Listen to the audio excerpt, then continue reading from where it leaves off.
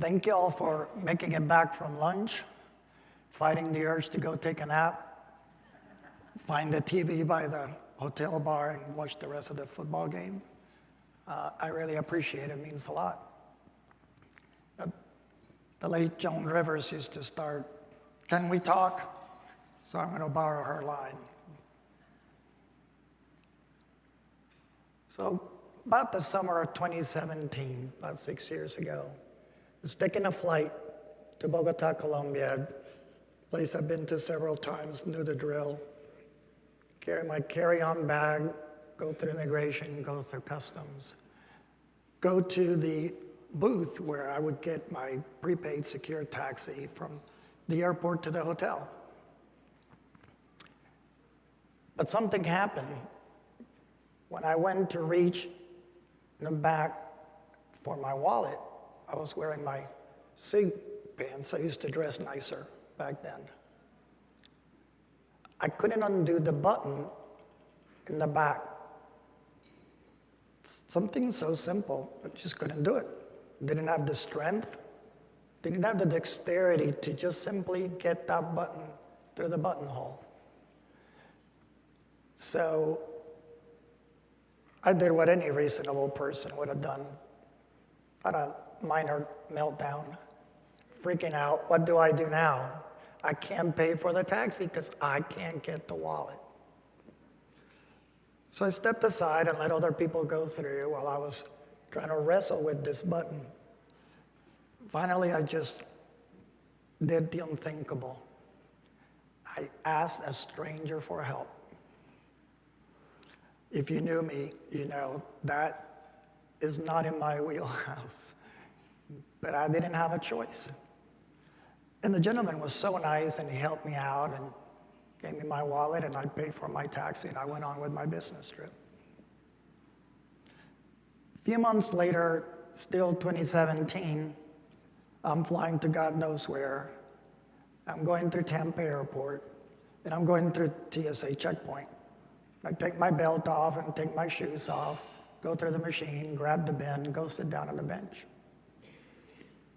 Now I got a different problem. I learned from the first trip. I had my wallet in my backpack. I wasn't going to let that happen again. And I just couldn't get the belt through the belt loops. My left arm wouldn't move, so I couldn't get it through. And I'm trying to get my right arm around to try to grab it, and I can't. And I look like a dog chasing its tail. And I just couldn't do it. And I, again, did the unthinkable, and I asked somebody for help. Now just picture this. "Excuse me, could you help me get my belt on? Because I can't do it." It's kind of an odd request. And they were so nice. They helped me out. I tried to tie my shoes. Shoelaces. That's not happening either. I can't get the bunny ears through. So I was kind of stuck. So somebody helped me with that. I'm going to rest my head if you don't mind for a second. The thing that was particularly stood out that time was that it was the first time that I had to ask somebody for help using the words, "I have a handicap." Man, that stung. It didn't feel really good. Early 2018, now I'm starting to go through the process of getting diagnosed, still not confirmed, and I go to a client conference right here in Orlando, in a different hotel. Oops, there goes my head again.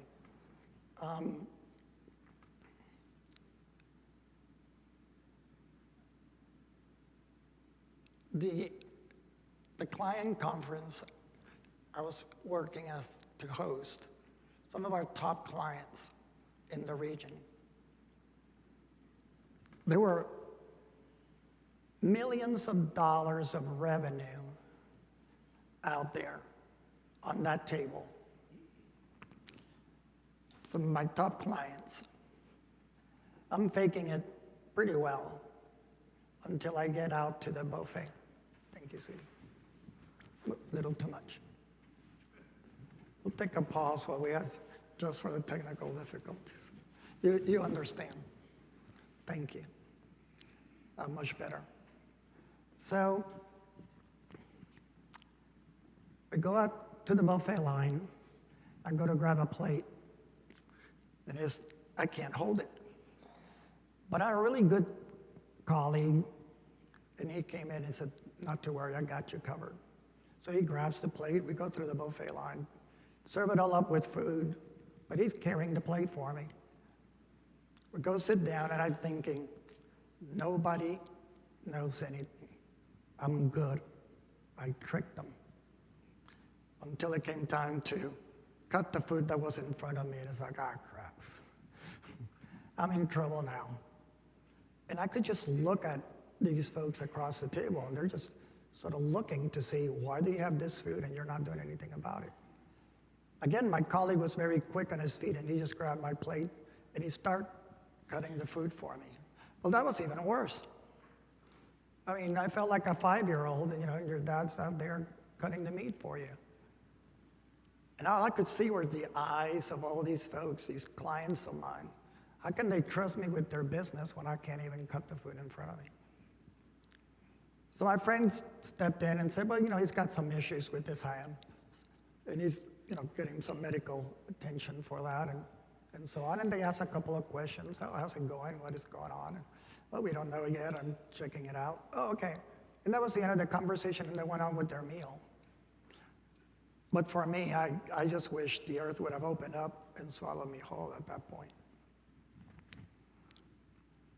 And I guess that's the point.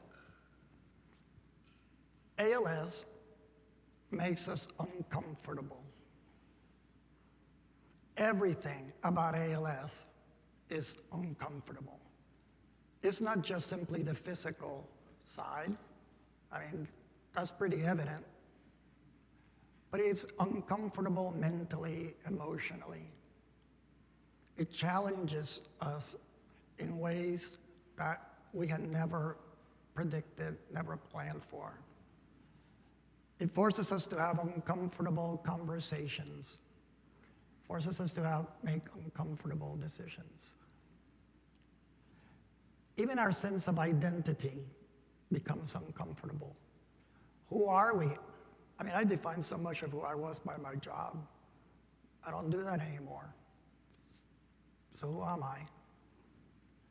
Started to challenge really my sense of dignity. Are people treating me this way because of care or out of pity? It's an uncomfort. I don't want to know the answer because I'm afraid the answer will be uncomfortable. So it's our circumstance that we've been given that puts us in these very uncomfortable situations. And if the story ended there, it would be a fairly tragic story. But it doesn't end there, because we are not ALS. ALS is a circumstance, but it's not who I am. It doesn't explain everything that's around me. It certainly has its influence. It certainly has its impact.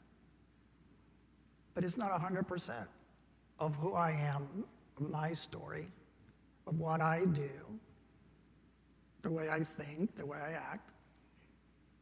And so, while I don't have much of a choice on this very uncomfortable set of circumstances, I do have a choice on how I react to those circumstances. And that's what I call getting comfortable with the uncomfortable. I can't change the one variable, but I can change the other. Even right here today, and you just witness it, it's very uncomfortable as I was trying to keep my head up and establish eye contact like a good speaker would. It's uncomfortable with my voice. Quite frankly, last night I wasn't really sure how I was going to do it. Thank goodness for very sensitive microphones that can pick up my very weak voice. It's very uncomfortable.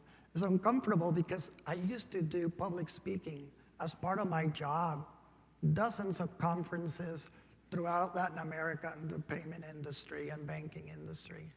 And I had command of the stage. I don't mean to brag, but if it's true, it's not bragging, right? I used to just walk on stage, establish eye contact, have great slides with all the animation in the world, use my voice for emphasis, when you really needed to stress a point. And as a good Latin person, my hands were like moving exclamation marks. Anything that I needed to emphasize, my arms would be right there. You knew that point was important. And right now, I'm sitting here in a wheelchair, unable to move much. And it may be uncomfortable because it's not the way that I'm used to doing things. It's not uncomfortable in any other way because I'm still doing something I enjoy, and I guess that's part of the challenge. Sometimes in that uncomfortable nature, we think, you know what? If I can't do it the way I used to do it, then it's just not worth doing it at all. We ask ourselves the questions about who we are, and that sense of pride and self-worth, and they take a hit. But that's, again, part of the uncomfortable nature of ALS. But it doesn't have to be that way. In case in point, most of you can relate to this. Waking up this morning, well, that's no fun. First of all, the hotel did not have the room under the bed so that the Hoyer legs can go underneath. You should have seen the gyrations that my wife had to do, leaning in the Hoyer to try to get me up. It's not comfortable getting me dressed. It's not comfortable getting out. I'm very fortunate that I have somebody that comes in and helps me out in the morning. And even that's not very comfortable because the first few times that I had somebody coming in and they have to undress me in the bed so they can get me in the Hoyer so that I can go out and use the restroom and shower. I mean, I live in Tampa, and I know that's the home of Magic Mike, but I didn't sign up for that. I had to pay them. They're not paying me. That's uncomfortable all in its own. But I have to go through that uncomfortable part so that I can live my day. Because it would be more uncomfortable if I stayed in bed and did nothing. I still got a lot to do. And so I get comfortable with the uncomfortable. Even going to a restaurant and enjoying time with family and friends. Well, that's uncomfortable. I got to get in the van, and trust me, getting up that ramp and then ducking so that your head doesn't hit the top of the van and not crushing your fingers as you're trying to do a 90-degree turn, that's uncomfortable. Then, of course, you get to the restaurant, and they give you the table that's all the way in the back.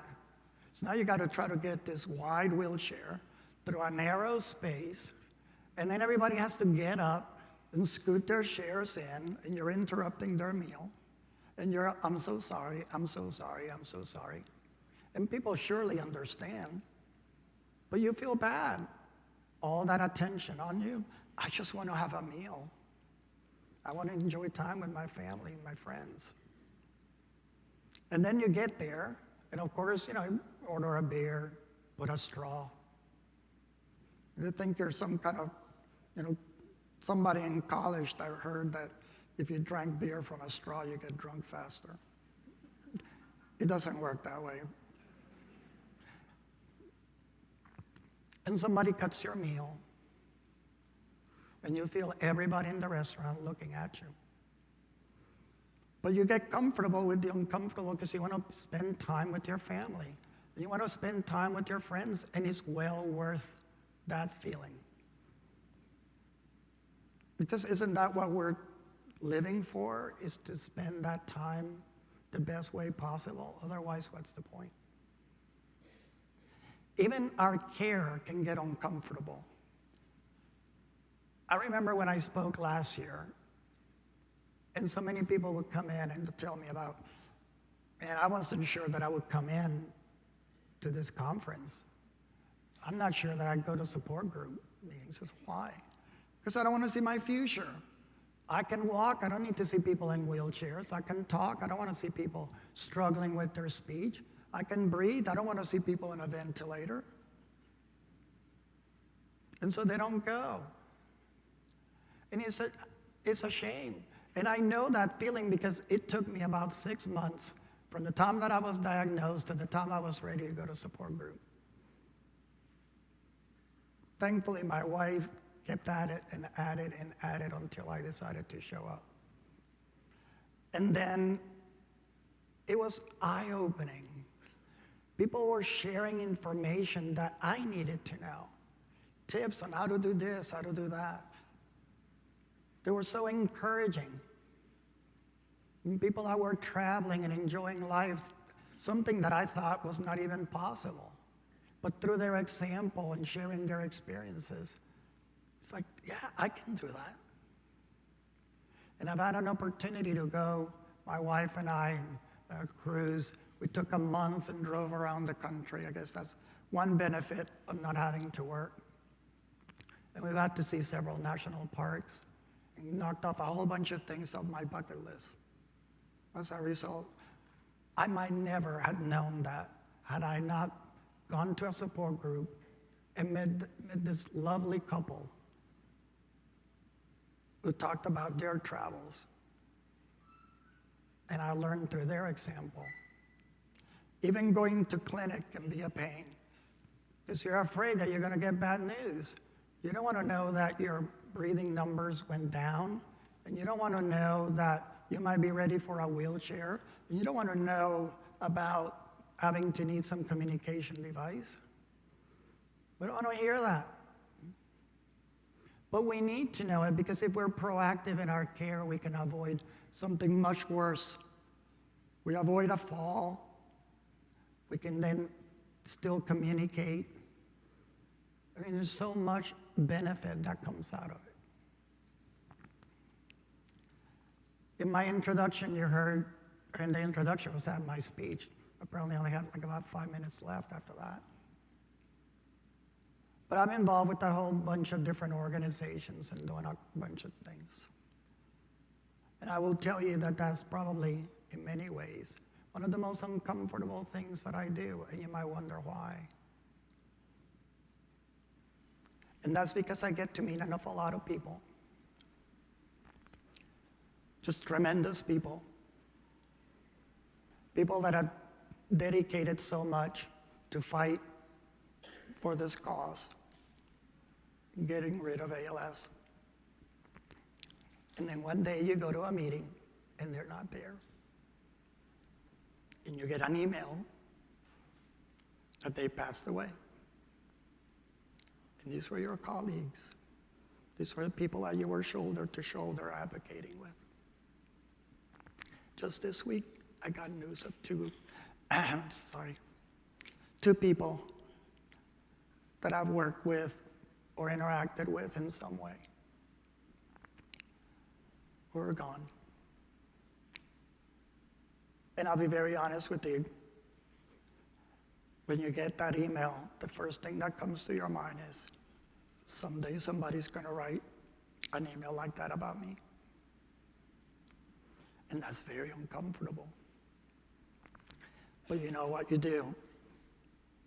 The next day you hit that Zoom link and you go to the next meeting, and the day after that, and the day after that, because there's no alternative. Because that's what we do. We get comfortable with that uncomfortable feeling. Now I say this is not a Pollyannish view of life. This is not about just saying, oh yeah, I'm happy, everything's good, everything's all right. It's not about denial and burying our head in the sand and thinking, nothing to see, everything's good. I know it's not that easy, and it shouldn't be. We shouldn't walk away from it. We need to face it. It is part of our reality.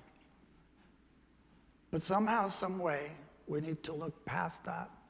Because if we can get through that uncomfortable nature, there's a heck of a lot for us on the other side. There's time with our friends. There's time with our family. There's time for us to make a difference and have an impact in a number of ways. All of you are capable of that, no matter where you are in your journey. And so I ask you to take a moment today and think about what got you here, what you had to go through to get out of your own bed, all the logistics to be here today, but you made it and you're here. And now you get a feel for what it's like to be comfortable with all of that uncomfortable process that got you here today. I like to think about it this way. Imagine you're walking down the street and all of a sudden it starts to rain and it's just a downpour. And it's Florida after all, that's pretty much any afternoon, right? And so you can complain about the rain falling on you and do nothing about it and get soaked. Or you can just grab that umbrella and open it up. It didn't stop it from raining, but you were able to go and continue down and walk down the street. And so what is your umbrella in this rainstorm? And that's what's going to get you through.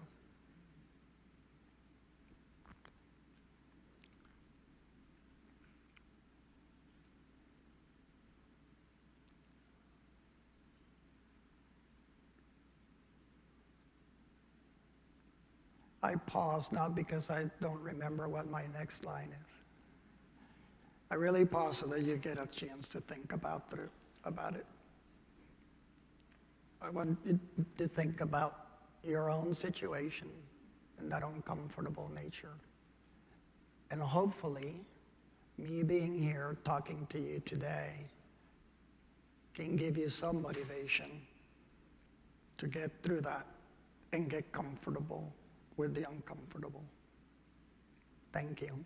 Appreciate your time.